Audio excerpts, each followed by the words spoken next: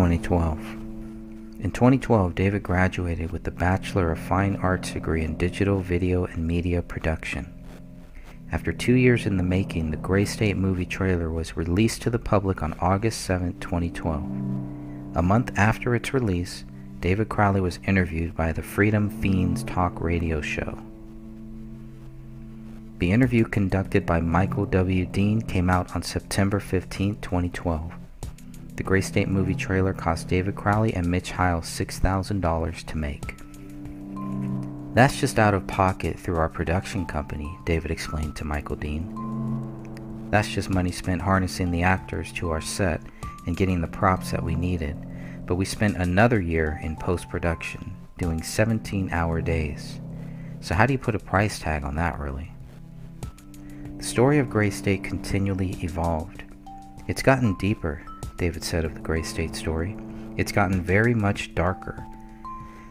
So people, when they see this, their response is, as I knew they would be, they're very divided. First of all, they're very supportive, like, wow, this is like a future scenario that we can face, that we are facing right now unless we wake up. Then what they want to do is they want to assign their responsibility for activism to my project and assume that that's what I want to do, is wake people up with Gray State, when in fact I can't make any such moral distinction because I'm a filmmaker. I'm an artist.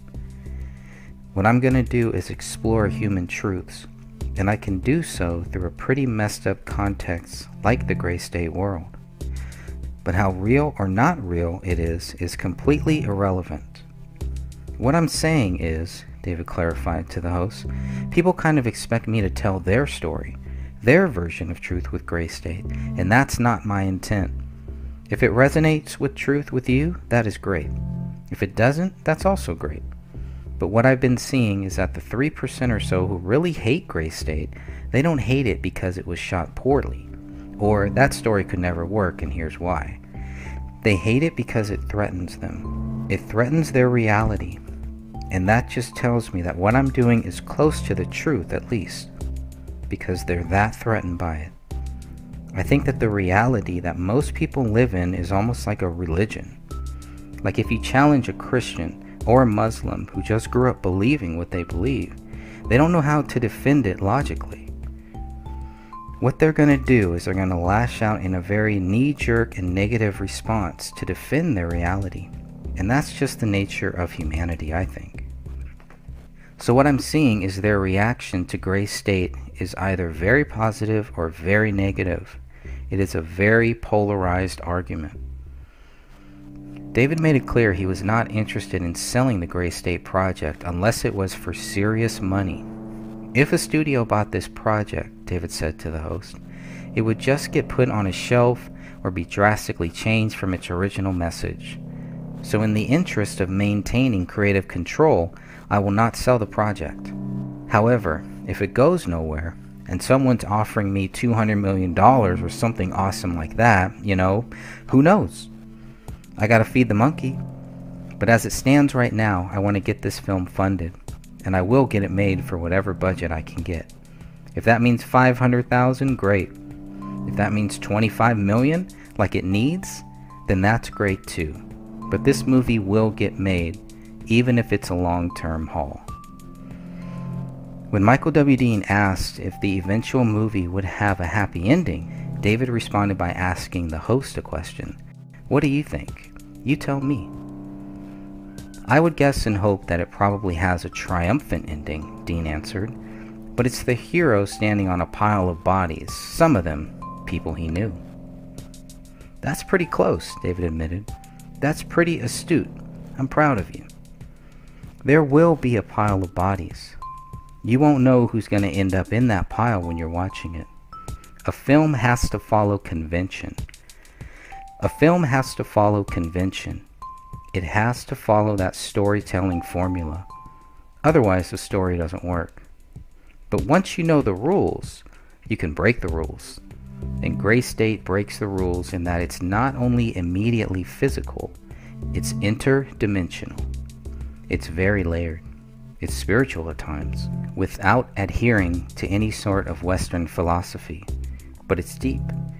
It's taken me a long time to craft this story, and while it might not be a physically surface level happy ending, anyone who's paying attention will extract some real values from the ending. The Gray State trailer did not put David Crowley in debt. It's all paid for. We paid cash for everything. If Gray State takes off and starts to pay the bills, that'll be sweet. Otherwise, it would have to take a back burner while we make a living. David also explained the filming process for the movie trailer. We wanted to do it for real, but a lot of it was guerrilla, unfortunately. A lot of the scenes we did, it was like it had the real scale of a real production, so a lot of them, yes, we went to the city. We got permits. We hired cops to babysit for us for a few hours, and we did it for real. But a lot of the stuff was just guerrilla, just because we couldn't get a hold of the city liaison who does that stuff, or they didn't know what to do. It was only a 3-second shot anyways. So there's a couple things like that, but by and large, it was a real production. Minneapolis is a bitch to deal with, David continued. They want to charge you like $150 an hour, even if you're just a freelance photographer. The initial park scene we shot in guerrilla style, just real quick. But the St. Paul people, I mean Twin Cities is Minneapolis and St. Paul, those guys are a delight to deal with. They'll give you a cop. They'll make all the communications for you, and they'll set it up for you. And all you gotta do is send them a check at the end of the day. During the interview, David Crowley was asked if he had made any enemies as a result of the Gray State project. I do know that I've already made a lot of enemies, Crowley responded, and that this was a long time ago actually. I made enemies just by releasing little bits and talking to people about my idea for this film, long before it was even released as a trailer. And I have made no shit enemies just because they don't want to hear it, and a lot of them have been family. Not my family, but I'm talking about other actors who've spoken to their family about it and people who don't want to hear it, and what they do is they assign like, well, that can't be real, so it's going to be a terrible movie, so I don't want to hear anything about it. But I wonder if they thought the same thing about Toy Story. Like, hey, toys don't talk. This movie sucks. So the negative reaction has largely been not reputable. So it's just been a lot of silly banter about, I'm a Zionist pig and don't support my film. Michael Dean also asked if Crowley had ever been contacted by a government agency. If I were contacted by a government agency, David responded, I would not know about it. So I can't really answer that question. I'm sure that I have been. A lot of the reactions I'm getting about the trailer, they want to peg me as some kind of Zionist Jew, I guess, because my name is David. I guess that's proof enough for them. My lead actor's name is Danny Mason. Oh, you mean like Freemasons? So they want to develop their own conspiracy theories. They want to say the whole film is COINTELPRO. I'm just trying to develop lists to put them on. It's all very, very silly. David also mentioned being accused of being a Marxist. Asked if he's a Christian, David responded, I am, but I don't know where to draw that line between what I've been taught my whole life and what is probably more closer to the truth, if that makes sense. I've done a lot of spiritual exploration. I tend to end at the same answers, though.